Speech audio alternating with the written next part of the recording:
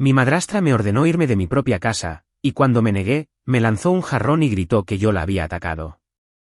Semanas después, vi cómo la policía la escoltaba hacia afuera mientras mi papá tramitaba el divorcio. Yo, hombre de 20 años, seguía viviendo con mi papá después de que mi madre falleciera. Teníamos una vida sólida hasta que se casó con mi madrastra, Sonia. Sonia es madre soltera. Llegó con perfume caro, cumplidos pasivo-agresivos y la costumbre de terminar las frases de mi papá como si lo conociera de años. Él la conoció en una recaudación de fondos para negocios locales. Mi papá estaba donando herramientas a una escuela técnica o algo así, y ella coordinaba la logística. No sé qué significa eso, pero supongo que implicaba convencer a los hombres de que era una santa. Trabajo en un taller mecánico local. Mi mamá falleció hace 7 años y desde entonces, hemos sido solo mi padre y yo trabajando duro. Yo me encargaba del mantenimiento, él se encargaba de las cuentas, y teníamos un sistema que funcionaba hasta que apareció Sonia. Al principio no la odiaba, pero mi tío la caló al instante. El tío Javier no era de los que se andan con rodeos. Es militar, dueño de su propia empresa contratista y ha lidiado con suficientes estafadores como para detectar a uno a 1 kilómetro de distancia. En la primera carne asada a la que ella vino, me acorraló junto al asador y me dijo, esa mujer es una maldita interesada. Él notó cómo no dejaba de echarle el ojo a nuestra propiedad. La casa no es lujosa, pero ya está pagada. 3 habitaciones, un garaje independiente que convertí en mi taller, un patio trasero decente y sin hipoteca. Para alguien como Sonia, eso es una propiedad de primera. Pero mi papá, amigo, él solo quería a alguien que llenara el vacío. Había estado solo por mucho tiempo, trabajó como perro, pagó la casa del abuelo y mantuvo un techo sobre nuestras cabezas sin quejarse jamás. Ignoró todas las señales de alerta como si estuviera cortando el pasto. Cuando Sonia apareció hablando de energías y de alinear metas de vida, creo que él solo escuchó a una mujer interesándose en él.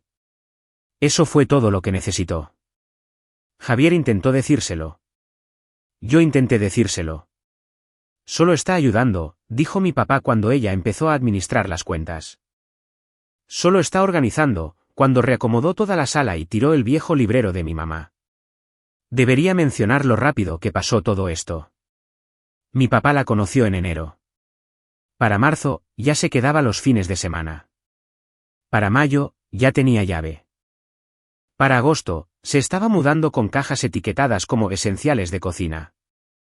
A pesar de que ya teníamos utensilios de cocina en perfecto estado, reemplazó nuestras cosas metódicamente. Un sartén por aquí, un juego de toallas por allá. Cada artículo nuestro que desaparecía era otra pieza con la que ella reclamaba territorio. Se volvió más difícil de ignorar, especialmente cuando empezó a ponerle seguro a ciertos cajones. Cuando cambió los nombres de los perfiles de Netflix, cuando hacía comentarios sobre que yo no limpiaba mi desorden mientras literalmente era yo quien arreglaba el maldito fregadero que goteaba del que tanto se quejaba. Además, era estratégica al respecto. Nunca se metía conmigo cuando mi papá estaba cerca para escuchar.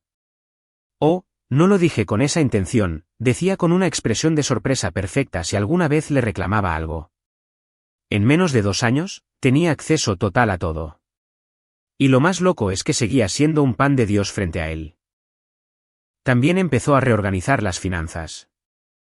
Mi papá mencionaba que estaba guardando dinero para el predial, y de repente Sonia sugería inversiones más líquidas. Una vez lo convenció de sacar 85,000 pesos de su fondo para el retiro por una emergencia que misteriosamente se resolvió sola y sin papeleo. El dinero nunca regresó al fondo de retiro. Mencioné que es madre soltera. Su hija, Jimena, de 16 años, era una chica callada. Yo no tenía ningún problema con ella. Parecía bastante normal, un poco demasiado metida en su celular, pero no era grosera. De hecho, sentía un poco de pena por ella. Se mudó e intentó actuar como si esto fuera a ser una nueva aventura familiar. Jimena no era el problema. Mayormente se mantenía al margen, hacía su tarea y parecía genuinamente incómoda con la forma en que operaba su mamá. A veces cruzábamos miradas cuando Sonia estaba siendo particularmente falsa, y había un momento de entendimiento silencioso. Creo que Sonia ya llevaba tiempo jugando este juego, y vaya que no perdía el tiempo. Tu cuarto tiene mejor luz, me dijo un día. No preguntándome, informándome que Jimena se mudaría ahí y yo tomaría el cuarto de huéspedes. El cuarto de huéspedes, que no tenía ventilación, tenía la puerta del closet rota y una vista a los botes de basura de los vecinos. Se lo comenté a mi papá. Asintió como si me hubiera escuchado y luego dijo: «Es solo un cuarto, hijo. No hagamos drama. Solo un cuarto». Era mi cuarto, el que había tenido desde los 10 años. El que tenía la mesa de trabajo que papá me construyó para mis proyectos de robótica en la preparatoria. No hice drama. Simplemente empaqué mis herramientas, mi computadora de videojuegos y la poca dignidad que me quedaba, y me mudé a ese closet glorificado. El tío Javier estaba furioso. «Estás dejando que te eche de tu propia casa», me dijo cuando se lo conté. Estábamos en su casa trabajando en su camioneta Chevrolet. Yo iba la mayoría de los fines de semana para escapar de la tensión en casa. «Está jugando a largo plazo, ¿y sabes cuál es el premio? El nombre de tu papá en esas escrituras». Yo quería creer que no era para tanto. Que tal vez solo era rara, controladora, pero no maliciosa. Le di el beneficio de la duda porque pensé: al diablo, tal vez las cosas se calmen.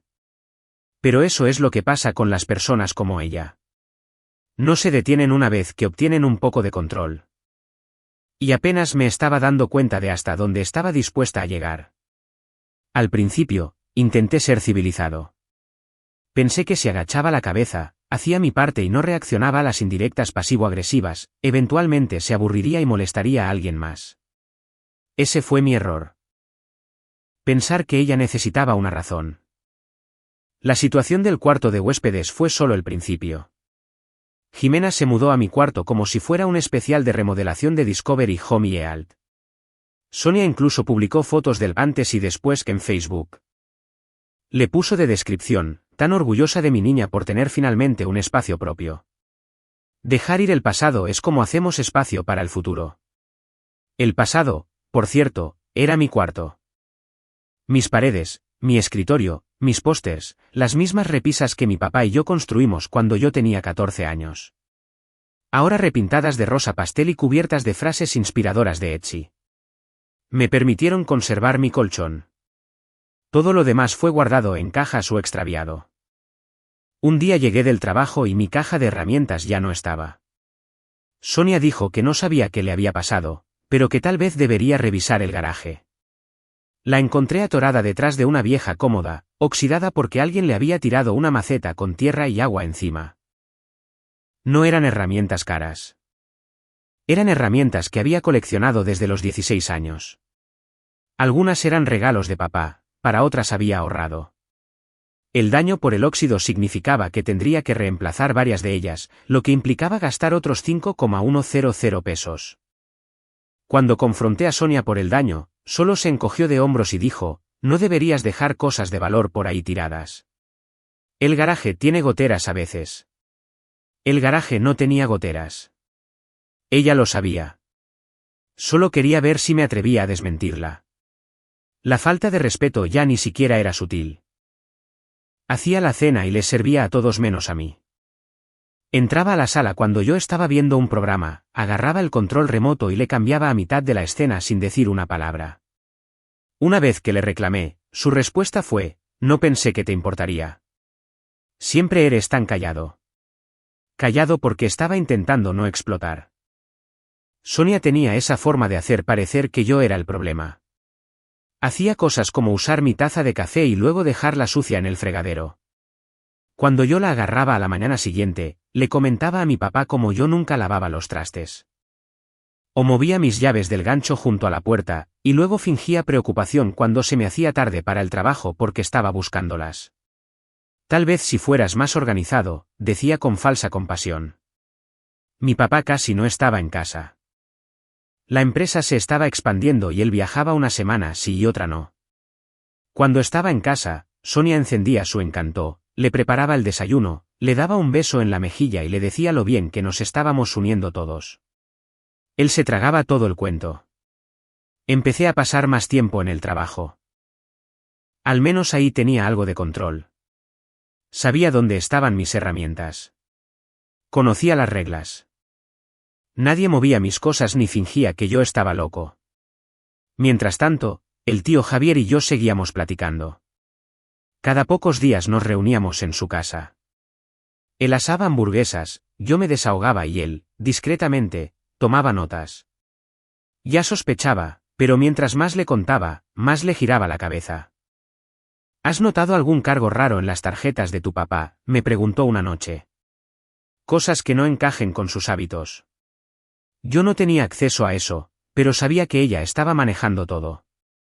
Tenía los usuarios, las tarjetas, las contraseñas. Ella tomaba las decisiones. Ahora, mi papá, el mismo hombre que solía revisar cada recibo 3 veces, de repente estaba tranquilo dejándole a ella los detalles. Javier solo negó con la cabeza. Está armando un canal de desvío. Recuerda mis palabras, lo está dejando seco. Sacó su laptop y me mostró a qué se refería. Mira, los estafadores como ella trabajan en fases. Primero, aíslan. Eso es lo que está haciendo contigo. Alejan a la familia y controlan el acceso a la víctima. Luego, consolidan, ponen su nombre en las cuentas, manejan el dinero, se vuelven esenciales para el funcionamiento diario. Último paso. Extracción y escape. Vacían todo lo que pueden y luego desaparecen cuando las cosas se complican. Lo tenía todo trazado como una operación militar. Me hizo preguntarme si había lidiado con alguien como Sonia antes. Fue entonces cuando yo también empecé a notar cosas. Paquetes extraños que llegaban. Ropa con etiquetas que no cuadraban con nada de lo que Jimena usaba. Una laptop nueva y extraña que fue entregada y desapareció al día siguiente. Sonia hacía comentarios vagos como, oh, es para una amiga, o solo estoy ayudando a alguien. No estaba ayudando. Estaba lavando dinero. Empecé a llevar mis propias notas, horas, fechas, descripciones de paquetes, lo que entraba a la casa en comparación con lo que se quedaba. Incluso tomé un par de fotos discretas cuando podía para documentarlo todo. El tío Javier me dijo, un día encontré una caja en el reciclaje. Equipo de yoga de gama alta, pero Sonia no hacía yoga. Al menos no en nuestra casa. Y había un recibo adentro por casi 10,200 pesos. Con la tarjeta de tu papá. Javier tenía razón. Estaba armando su desvío. Luego, un fin de semana, Sonia me dijo que tenía que irme de la casa para el domingo en la noche. Una amiga de Jimena iba a quedarse por una semana y necesitaban el espacio. Pregunté por qué la amiga de Jimena no podía dormir en su cuarto como una persona normal. Sonia se cruzó de brazos y dijo rotundamente, esta casa no es tuya. No te debo ninguna explicación. Esta no era su casa. Esta era la casa de mi abuelo, que pasó a manos de mi padre. La casa donde crecí. La casa que conservamos después de que mi mamá murió a pesar de las facturas del hospital y las deudas. La casa que ayudé a mantener, reparar y proteger. La miré como si hubiera perdido la maldita cabeza. ¿Estás loca? Yo vivo aquí. He vivido aquí más tiempo que tú y Jimena juntas. No puedes simplemente echarme. Ella ni se inmutó. Eres un hombre adulto. Ya deberías tener tu propio lugar. Tal vez esto sea bueno para ti, para forjar un poco de independencia. Me reí, no pude evitarlo. Estás hablando con el tipo que paga su propia gasolina, su despensa y lava su propia ropa. ¿Qué exactamente estoy aprendiendo aquí? ¿A esquivar tazones de cerámica? Eso no le gustó. Y ahí fue cuando las cosas se pusieron físicas. Se me fue encima, no tirando golpes, pero fue suficiente. Agarró un jarrón de la mesa de la entrada y me lo lanzó como una granada. Me golpeó justo arriba del ojo. La sangre me corrió por la mejilla y ella simplemente se quedó ahí, respirando agitada, como si no esperara atinarme realmente. Luego su expresión cambió. De repente gritó, me atacó. Lárgate. Lárgate o llamo a la policía. Fue como si lo hubiera ensayado, gritando lo suficientemente fuerte para que los vecinos escucharan. Ya sacando su teléfono como si fuera la víctima. Supe en ese momento que si la policía llegaba, yo estaba frito. Soy un tipo de 1,80 m con la ceja partida y una mujer enojada alegando agresión. Ni un solo moretón en ella. Nadie me creería, y ella lo sabía. Así que me fui. Agarré lo que pude. Luego, busqué detrás de mi colchón el dinero de emergencia que había estado ahorrando, me lo metí en el bolsillo, di un portazo al salir y manejé. Ni siquiera lo pensé. Simplemente manejé directo a la casa del tío Javier con la rabia hirviendo bajo la piel.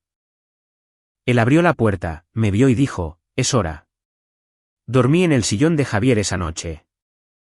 A la mañana siguiente, me dio un café y dijo, «¿Ya terminaste de quedarte callado? Bien. Vamos a arruinar a esta perra». Javier vivía en una casa pequeña al otro lado de la ciudad. 3 habitaciones, una para él, una adaptada como oficina y otra de sobra para cuando su propio hijo venía de visita de la universidad. Sus paredes estaban cubiertas con planos y mapas enmarcados. Precisiones militar en todas partes. El hombre planchaba hasta sus calzones, por amor de Dios. No entramos tirando golpes. Esto no se trataba de caos. Se trataba de pruebas, recibos, documentos, huellas digitales, el tipo de evidencia que no se pone a llorar en el tribunal. Y por suerte, Javier se había estado preparando para este día durante meses. Sacó una carpeta gruesa y una vieja laptop maltratada. He estado respaldando los estados financieros de tu papá, dijo, navegando entre pestañas. Tu viejo estará ciego, pero yo no. ¿Mira esto? Por un segundo, me confundí. ¿Cómo conseguiste acceso a las cuentas de mi papá? Javier sonrió. Lo ayudé a configurarlas hace años. Nunca cambió el correo de recuperación. No solo le estoy echando un ojo al patrimonio familiar. Técnicamente, lo que estaba haciendo no era exactamente legal, pero no me iba a poner a discutir de ética cuando Sonia acababa de intentar reventarme el cráneo con un adorno de la casa.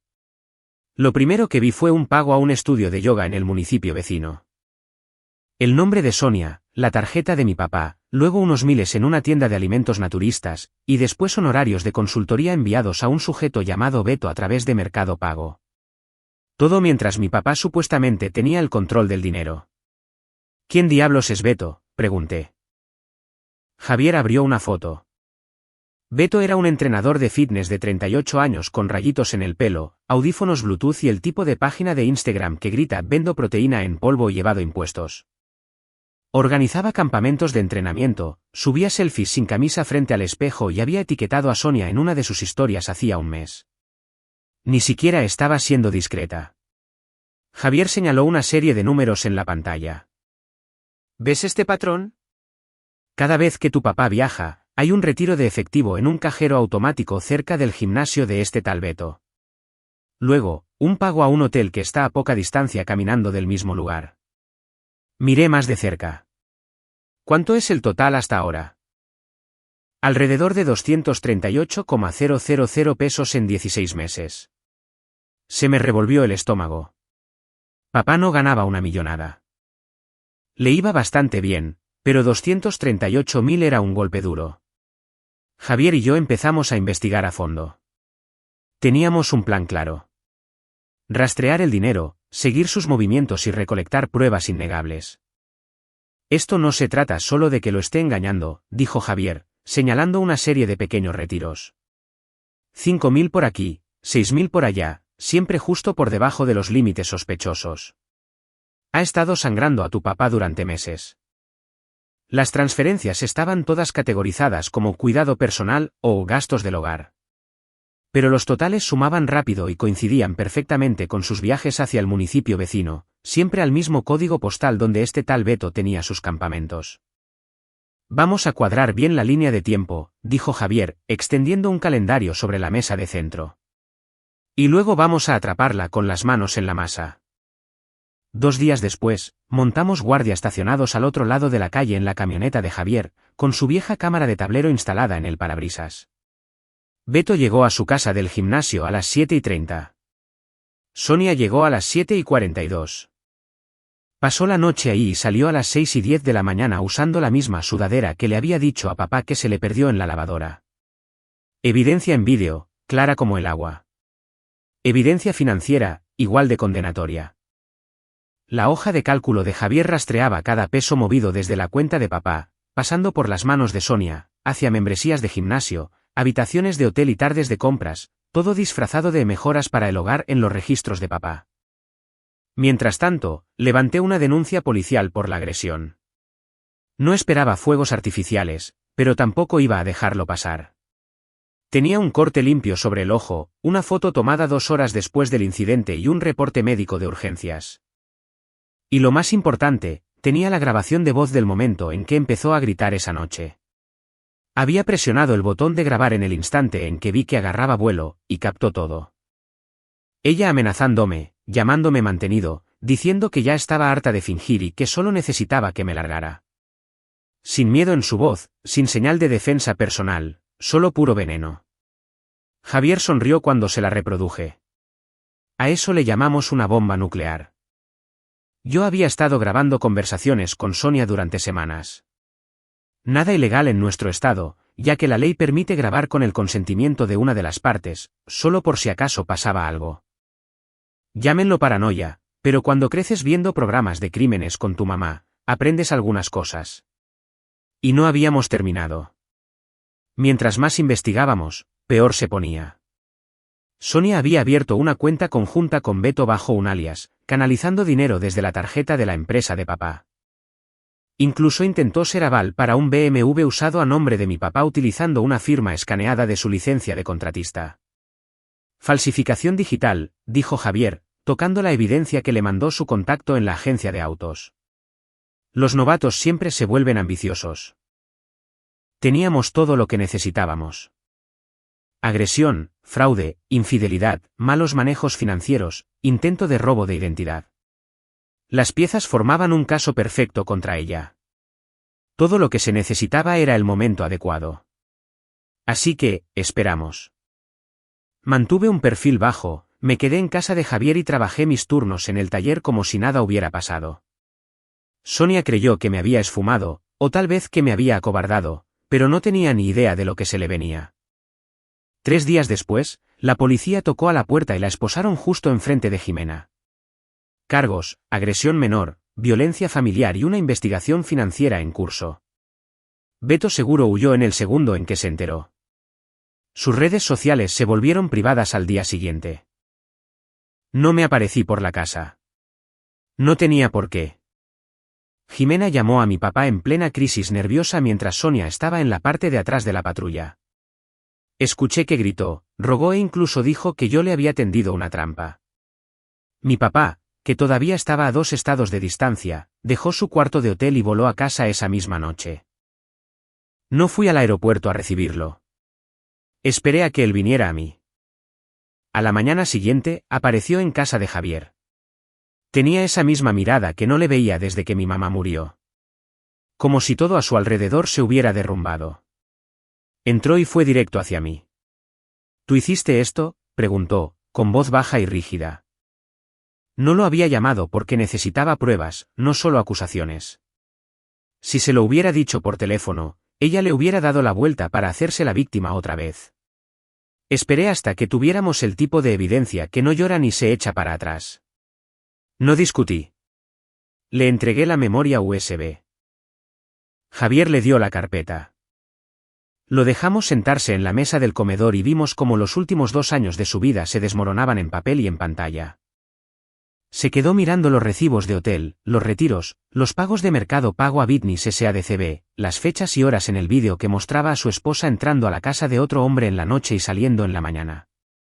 El audio de ella amenazándome antes de lanzarme un jarrón a la cabeza.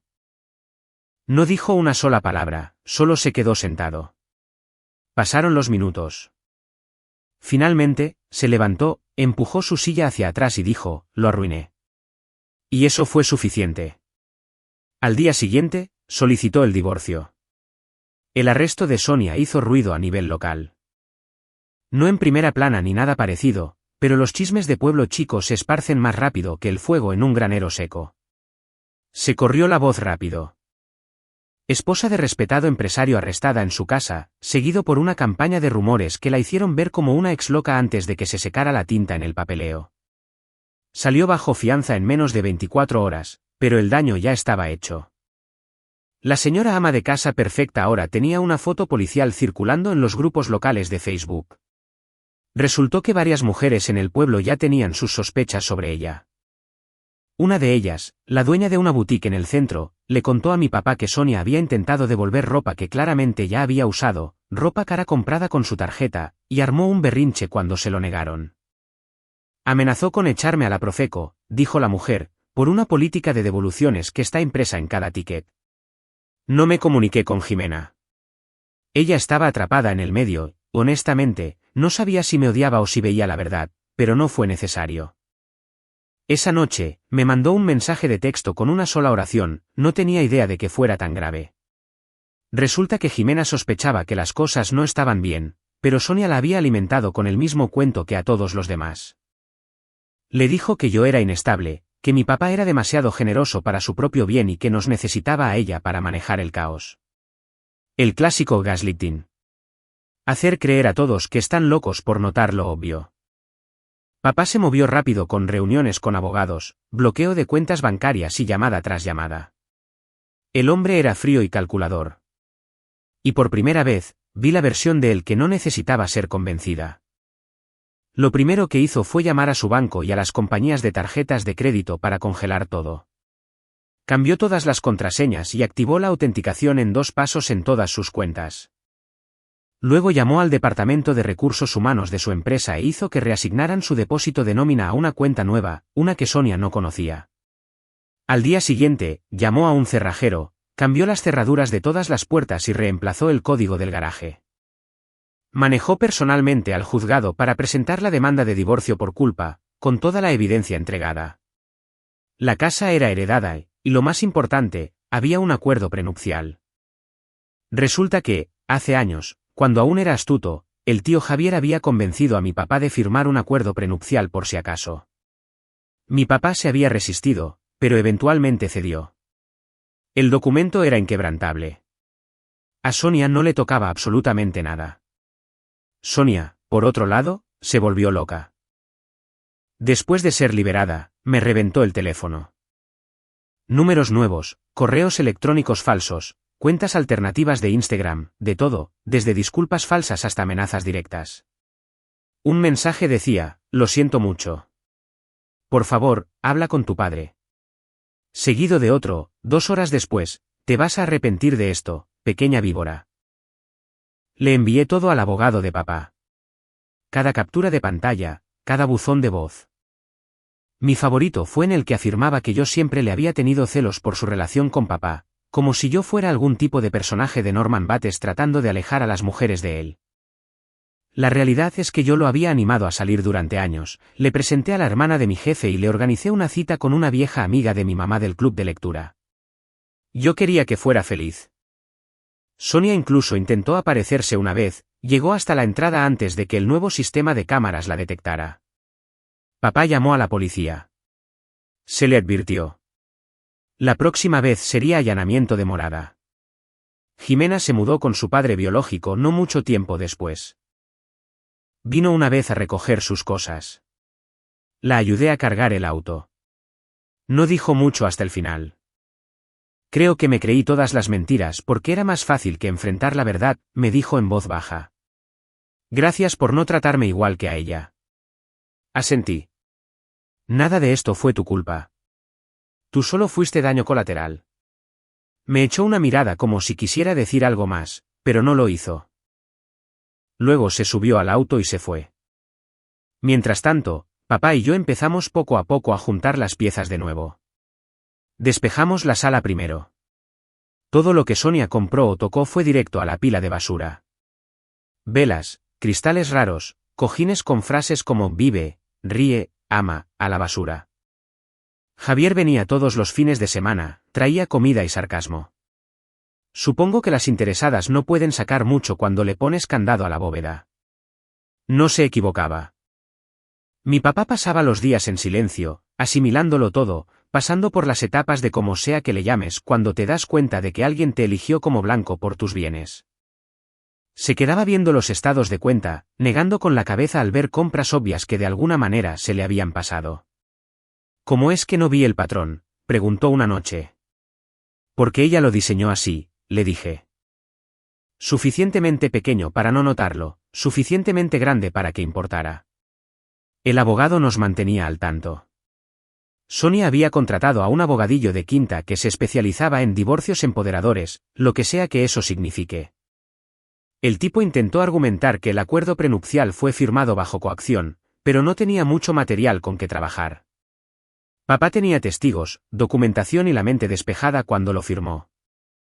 El abogado de divorcio de Sonia intentó jugar duro, alegando que ella merecía pensión alimenticia y propiedad parcial de la casa. Nuestra parte respondió con la evidencia en audio del abuso doméstico, el fraude financiero documentado y pruebas de infidelidad con fechas, horas, fotos y retiros bancarios cruzados. Su abogado se dobló como una silla plegable.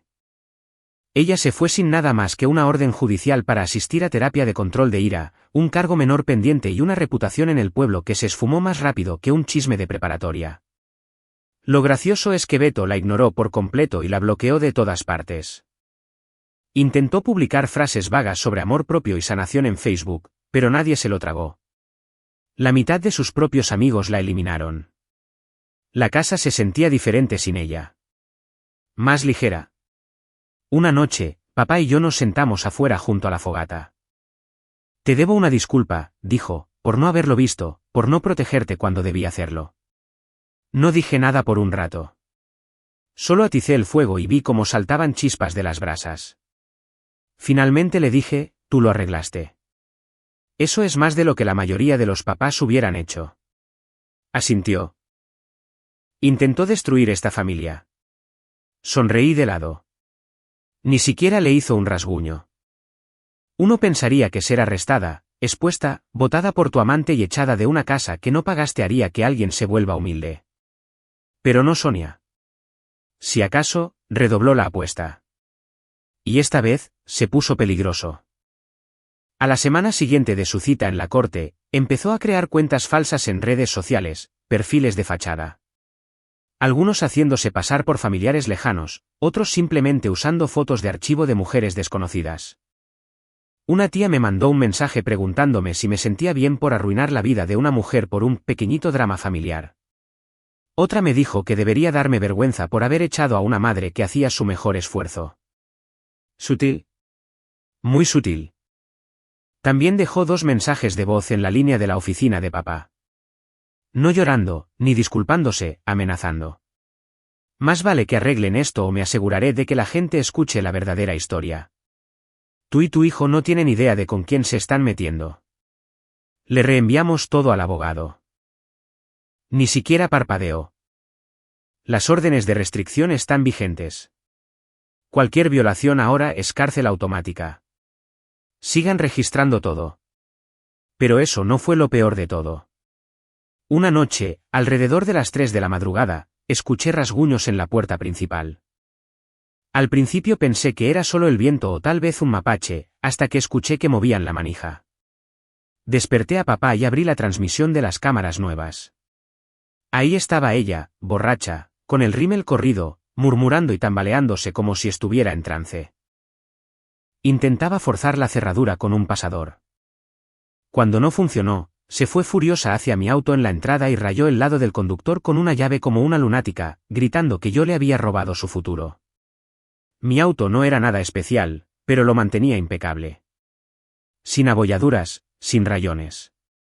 Yo mismo lo pulía cada mes. Ahora tenía una línea irregular desde el faro delantero hasta la calavera trasera, lo suficientemente profunda como para llegar a la lámina. La policía llegó justo a tiempo para evitar que rompiera la calavera. Fue arrestada en el lugar nuevamente. Ya habíamos conseguido una orden de no contacto temporal después del primer arresto. Esta gracia detonó una escalada de emergencia. El juez aceleró la orden de restricción definitiva a la mañana siguiente, esta vez por vandalismo, intento de allanamiento y violación de la cláusula de no contacto. Y la mirada que me lanzó cuando la metieron a la patrulla. Nunca la olvidaré. Odio puro, como si hubiera expuesto su estafa más profunda y ahora no le quedara nada más que veneno. Ese fue el punto de inflexión. Jimena, que había estado en silencio por semanas, por fin me llamó. Me preguntó si podía hablar con papá. La invitamos a la casa. Trajo capturas de pantalla, mensajes de Sonia intentando que le mintiera a la policía. Uno de ellos decía, solo diles que lo viste rayando su propio auto. Si perdemos esto, se acabó todo. ¿Quieres que ambas nos quedemos en la calle? Jimena se negó y le dijo a su mamá que ya estaba harta. Se fue a vivir con su padre biológico a tiempo completo y bloqueó a Sonia de todos lados. Yo no la culpaba. Nada de esto era su culpa, pero al final tomó la decisión correcta. Eso cuenta. De hecho, Jimena también nos mostró sus estados de cuenta. Resulta que Sonia había estado pidiendo prestado del fondo universitario de su hija. Dinero que el padre biológico de Jimena había estado depositando mensualmente desde que ella nació. Casi 120,000 pesos desaparecieron, todos retirados en el último año. Jimena no tenía ni idea hasta que revisó su saldo recientemente y lo encontró misteriosamente vacío. Me dijo que el banco se había equivocado y que lo estaba solucionando, me dijo Jimena con voz apagada. Yo le creí. Ese era el modus operandi de Sonia, crear un problema y luego posicionarse como la única solución. Violencia económica y manipulación psicológica en su máxima expresión. Mientras tanto, el caso contra Sonia avanzó rápido. Aceptó un acuerdo de culpabilidad por agresión menor, terapia obligatoria y una orden de restricción que se extendía a mí, a mi papá y a nuestra propiedad.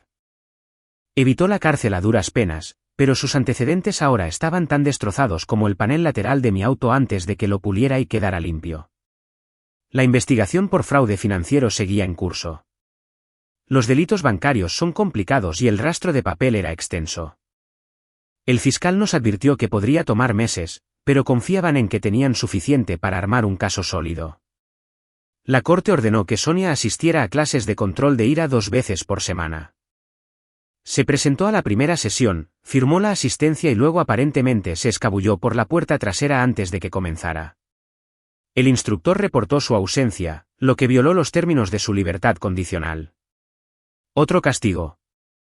Sonia intentó desde otro ángulo. Empezó a decirle a amigos mutuos que mi papá la maltrataba, alegando que por eso tuvo que defenderse de mí. Pero su historia tenía huecos. Sin reportes policiales, sin visitas al hospital, sin testigos, solo una historia inventada por una mujer acorralada. Los amigos de papá sabían la verdad. Habían visto cómo era él con mamá. La idea de que de repente se volviera abusivo en sus 50s no cuadraba.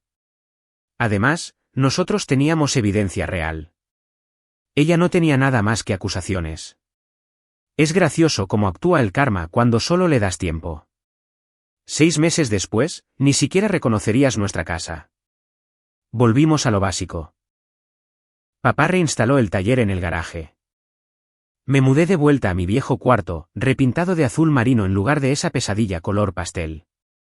Incluso encontramos algunas de las viejas cosas de mamá que Sonia había guardado en el ático.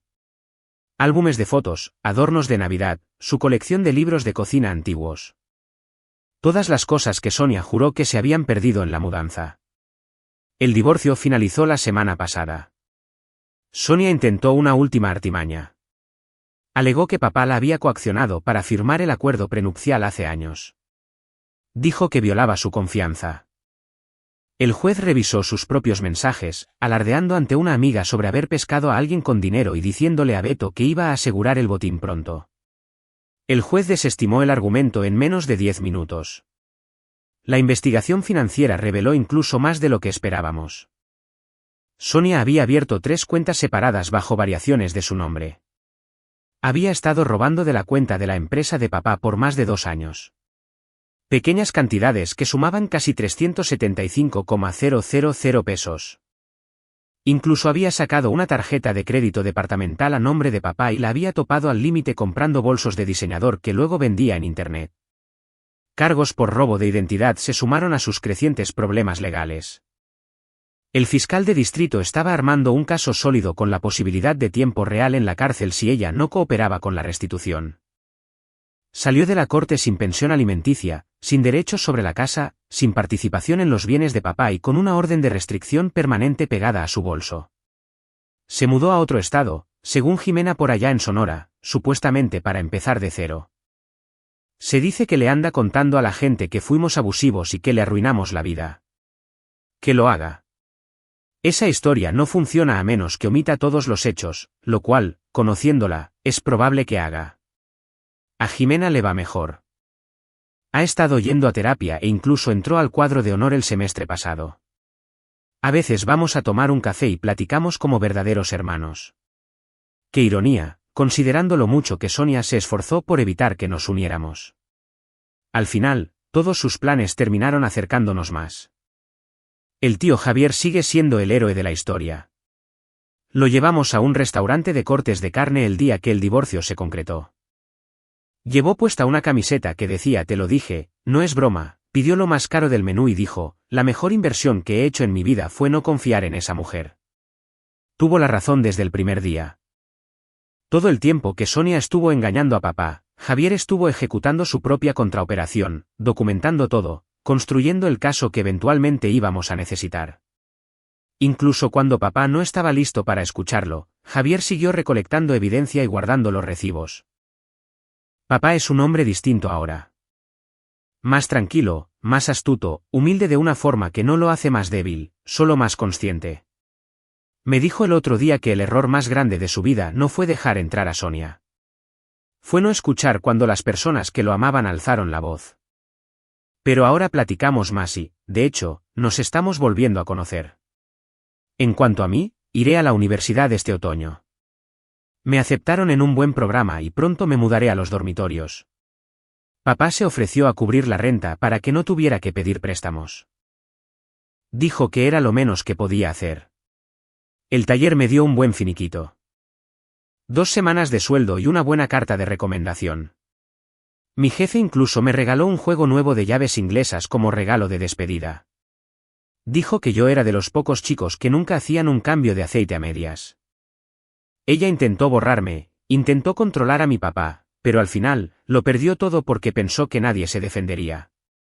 Resulta que subestimó a la familia equivocada. Ayer, finalmente cambiamos la cerradura de la puerta principal, la última que aún tenía el reemplazo de emergencia de la noche en que Sonia intentó meterse. Papá me entregó el cerrojo nuevo aún en su empaque. ¿Quieres hacer los honores?, me preguntó. Asentí. Me parece lo justo. Mientras instalaba la cerradura nueva, ajustando los pines y probando el mecanismo, pensé en lo mucho que habían cambiado las cosas en un año, lo cerca que estuvimos de perderlo todo. En cómo Sonia casi había logrado su plan. La nueva cerradura hizo un clic al